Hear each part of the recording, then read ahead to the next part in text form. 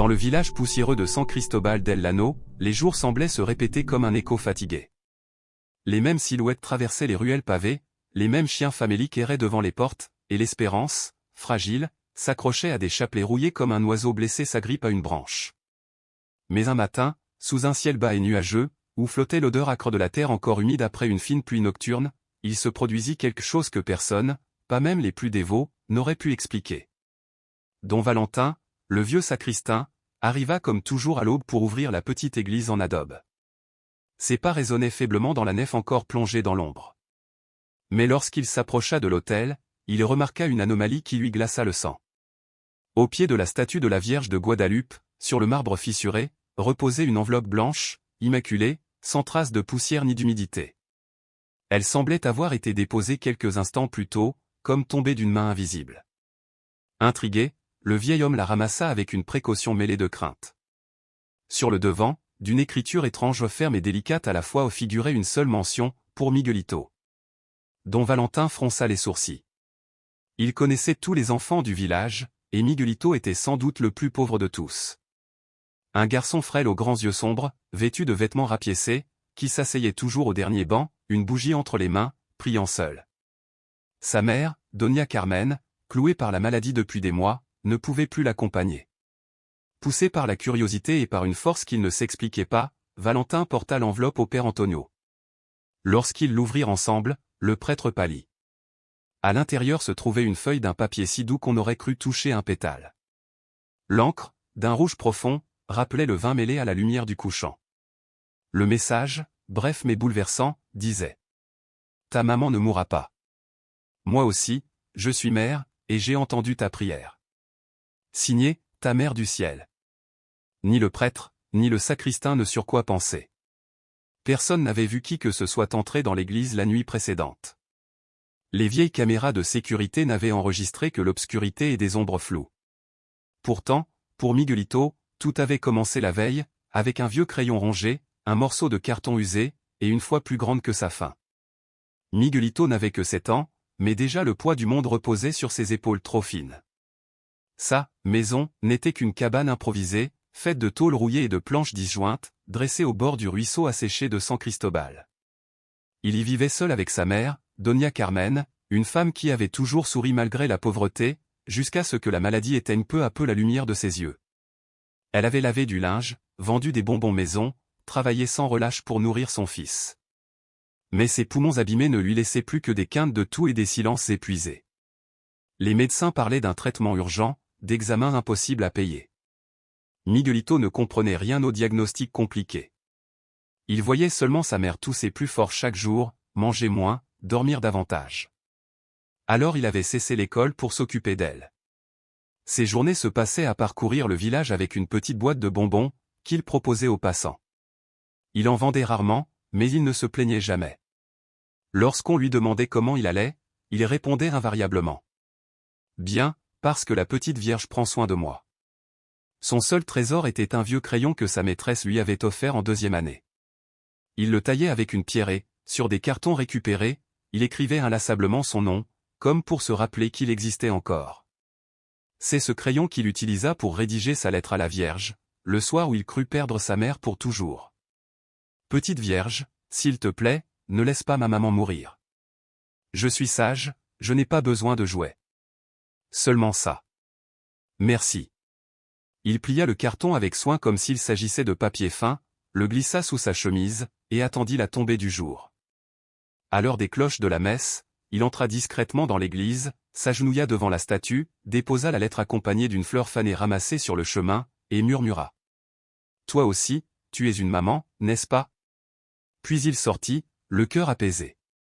Dehors, une pluie douce commençait à tomber, comme si le ciel lui-même avait entendu. Le lendemain, quand Don Valentin trouva l'enveloppe immaculée, le mystère commença. Le père Antonio examina le papier avec attention, il avait une texture entre la soie et le coton, un éclat presque imperceptible. L'encre dégageait un parfum subtil, mélange de miel et de pétales frais.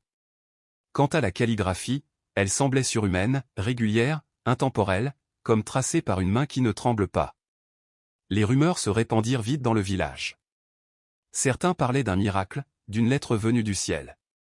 D'autres accusaient le prêtre d'avoir inventé toute l'histoire pour ramener les fidèles à l'église. L'évêque fut même alerté. Mais ni les caméras, mystérieusement brouillées cette nuit-là, ni l'expertise d'érudits locaux ne permirent d'expliquer l'origine de cette lettre. Pour Miguelito, en revanche, il n'y avait pas de doute. Lorsqu'on lui remit l'enveloppe, ses petites mains tremblaient. Il lut les mots, leva les yeux vers la statue et, les larmes aux joues, murmura simplement. « Merci, petite maman. » À cet instant, une bougie éteinte devant l'autel se ralluma d'elle-même. À partir de ce jour, quelque chose changea. Non seulement dans le cœur de Miguelito, mais aussi dans le corps de Doña Carmen. Lentement, ses poumons semblèrent se libérer. Elle recommença à manger, à sourire, puis un matin, à préparer le café. Les voisins, qui la croyaient perdue, furent stupéfaits de la voir assise devant sa maison, peignant ses cheveux au soleil. Le médecin lui-même, après l'avoir auscultée, murmura. Il n'y a pas d'explication médicale. Mais elle est vivante, et elle guérit.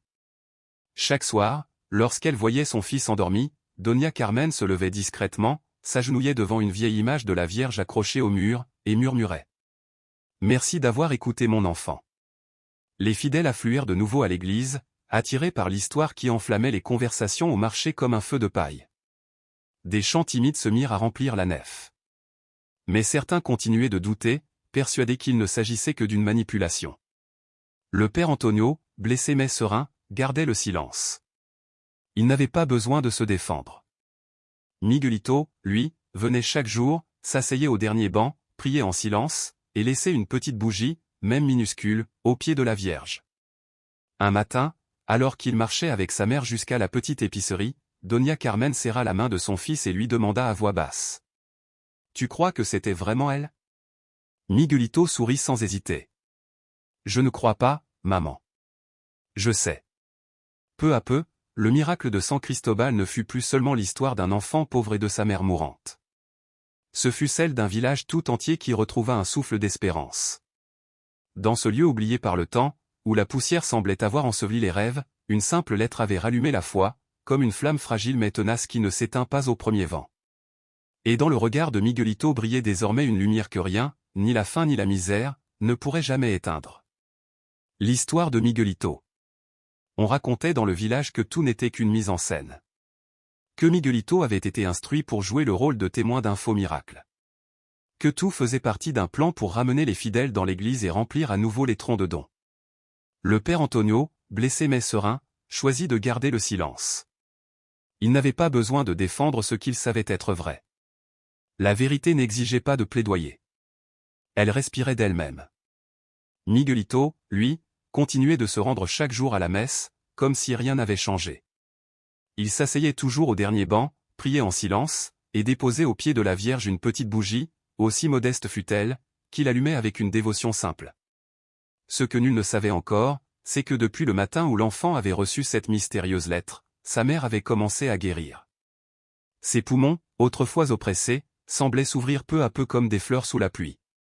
La couleur revenait à ses joues, ses lèvres reprenaient vie. Elle parlait davantage, retrouvait l'appétit, et certains soirs, elle sortait jusqu'au seuil pour respirer l'air du crépuscule. Quand le médecin du centre de santé l'examina une semaine plus tard, il resta interdit. « Ce n'est pas normal, dit-il. Aucune explication médicale, mais elle vit, et elle s'améliore chaque jour. » Doña Carmen se contenta de sourire. Elle ne dit rien. Mais, chaque nuit, quand Miguelito dormait profondément, elle se levait sans bruit, allait jusqu'à la petite statue de la Vierge qu'elle gardait dans la maison, et murmurait la même phrase. « Merci d'avoir écouté mon enfant. » Sa guérison fut si soudaine, si silencieuse, qu'elle prit tout le monde de court. En quelques jours, elle passa de l'impossibilité de respirer seule à la force de préparer du café au lever du jour. Les voisins, qui l'avaient déjà donnée pour morte, furent bouleversés de la voir assise devant sa maison, coiffant ses cheveux avec un sourire timide. Sa voix, autrefois rauque et entrecoupée, retrouva un timbre chaleureux que Miguelito croyait perdu. Ses mains, jadis tremblantes et livides, reprirent couleur et vigueur. L'enfant ne parlait pas beaucoup. Il observait simplement, avec cette expression d'émerveillement et de gratitude que seuls les enfants savent porter, un mélange de soulagement et de foi. Un matin, alors qu'ils se rendaient ensemble à l'épicerie du quartier, Doña Carmen lui serra la main et murmura. Tu crois que c'était elle? Miguelito sourit, sans hésitation. Je ne crois pas, maman. Je sais. La nouvelle se répandit vite.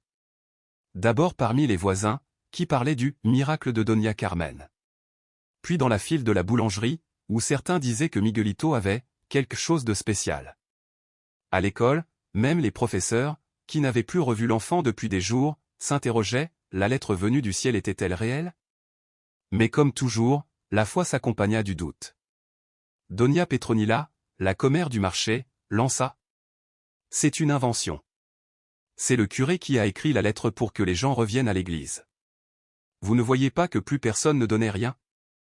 Don Esteban, qui n'avait pas franchi les portes du temple depuis le baptême de sa fille, renchérit. Une mise en scène, rien de plus. Les murmures devinrent critiques, les critiques des accusations.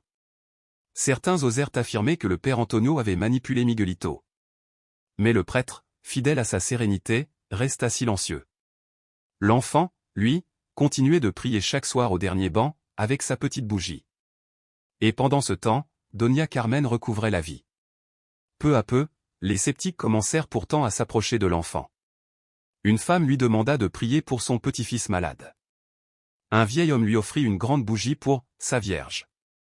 Même les jeunes, qui auparavant se moquaient de lui, le saluèrent avec respect. Le père Antonio organisa alors une nuit de prière, non pas pour célébrer un miracle, mais pour fortifier une foi nouvelle qui naissait dans les cœurs. Cette nuit-là, l'église se remplit comme aux temps anciens. Et tandis que quelques voix continuaient à murmurer, l'air semblait différent, plus doux, plus pur, comme si le doute cédait sa place à quelque chose de plus fort que la raison. Miguelito écrivit de nouveau une lettre. Cette fois, il ne demanda rien. Il écrivit seulement « Merci. Ne me laisse pas seul, même si d'autres ne croient pas. Moi, je crois. Et maman aussi. » Il plia la feuille avec soin, la déposa près de la même fleur qui, inexplicablement, restait fraîche depuis le premier jour. Il ne cherchait ni réponse, ni signe. Il voulait seulement qu'elle sache que son cœur lui appartenait toujours. Mais alors que le village se divisait encore entre croyants et sceptiques, l'impensable arriva.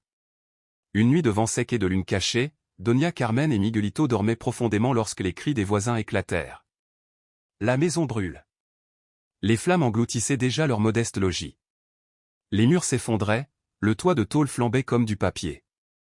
Les habitants accoururent, impuissants, la chaleur était insoutenable, la fumée étouffante. Tout semblait perdu. On criait le nom de Doña Carmen et celui de son fils, mais aucun signe d'eux. Puis, presque une heure plus tard, alors que les flammes s'affaiblissaient, le boulanger José surgit en courant de la colline voisine. Je les ai trouvés. Dans la vieille chapelle, à plus d'1 kilomètre, Doña Carmen était agenouillée devant l'autel, son fils endormi sur ses genoux, indemne. « Comment êtes-vous arrivé là » demanda quelqu'un. En larmes, la mère raconta.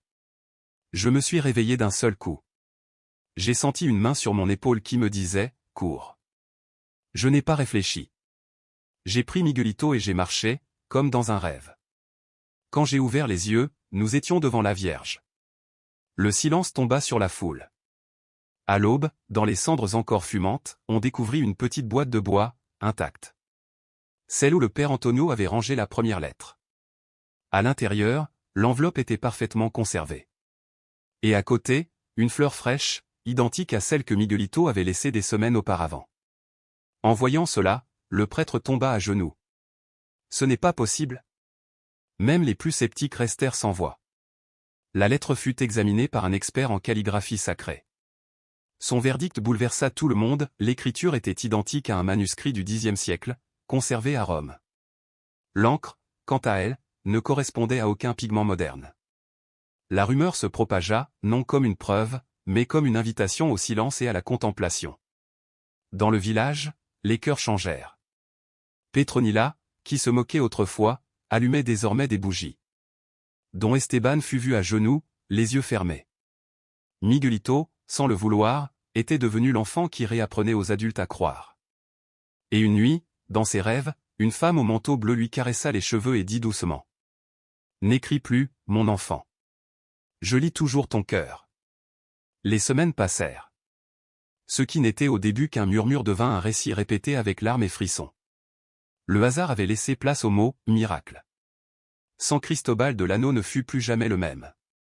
Les bancs de l'église, autrefois vides, débordaient de fidèles.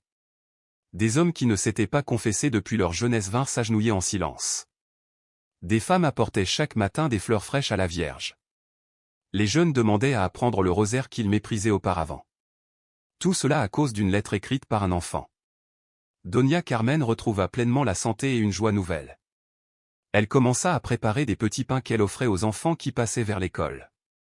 Elle rejoignit le groupe de prière, aida à nettoyer le temple, son regard illuminé comme celui d'une femme ressuscitée. Un jour, en balayant le parvis, elle confia au père Antonio. « Savez-vous ce qui me pèse encore ?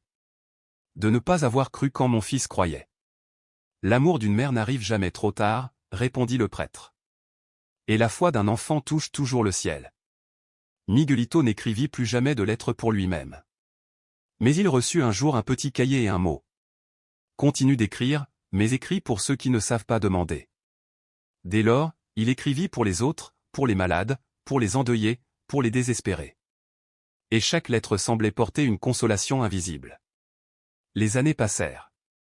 Miguelito grandit, mais sa foi resta pure, simple, sans ostentation.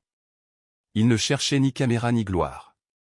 Il marchait dans le même village, cahier dans une main, bougie dans l'autre. Doña Carmen vieillit paisiblement, témoin de la force intérieure de son fils. Elle répétait souvent. Le seul héritage que je puisse lui laisser, c'est de lui avoir rendu la foi à temps. L'église de San Cristobal changea à jamais. La statue de la Vierge fut placée sur un autel spécial. À ses côtés, sous une vitre, reposait la première lettre. Et juste à côté, une fleur, qui ne se fana jamais. Chaque année, à la même date, les enfants du village écrivaient eux aussi des lettres à la Vierge. Ils ne demandaient pas de jouets, mais des choses simples, que maman ne tombe pas malade, que papa trouve du travail, que grand-mère ne se sente pas seule. Et beaucoup disaient qu'ils recevaient une réponse. Depuis cette nuit où Miguelito avait écrit avec une foi sincère, la Vierge ne cessa jamais de lire.